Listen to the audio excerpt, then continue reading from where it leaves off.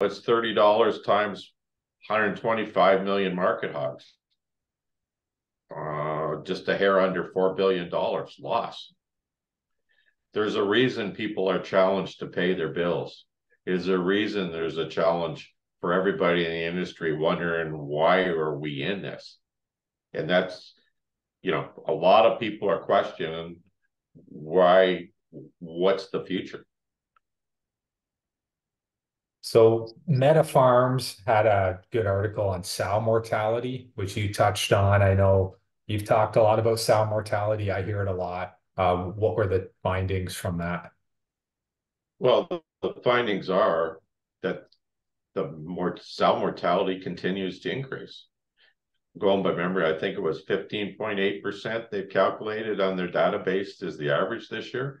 And I understand that's an average of 800,000 sows. That's on, let me see, like 300 farms. I think, I can't remember exactly, but a lot of farms. It's a big database. And, the graph that they showed and the information they gave is just continual increase of sow mortality. The attrition and the cost and the animal welfare issue continues. And Metafarms in the past has valued a dead sow as a cost of loss of opportunity of about $1,000 each. So it's real money. And it's, when's it going to stop? 18%, 20%? We keep on pouring these European genetics into our infrastructure here, or they just keep dying. They're not built for pen gestation, and they cripple up. And then, of course, we got one major genetic competitor that has significant prolapse issues, and they prolapse and they're dead. Okay. And it's the reality of what they got, and they keep selling them and they keep prolapsing them and people keep buying them. So I guess maybe people like prolapses. I'm not too sure. I don't know why they buy them.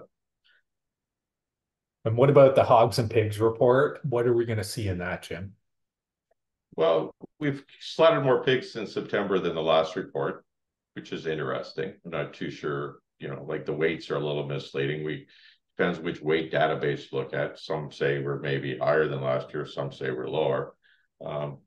I think the losses as such will have, I wouldn't be surprised that we have more than 100,000 fewer sows than on the September report. If that's the case, it'll be the first time the U.S. sow inventory is under 6 million sows. I don't know what the report will say. We know of empty units in different places. The liquidation's ongoing. We believe there's lots of sow herds that are not at capacity, which is a reflection, but I don't know how the report is. I mean, I look at it and, the September report showed 70,000 more sows in Illinois than a year before. When you look at that, you go, how could that doesn't make any sense.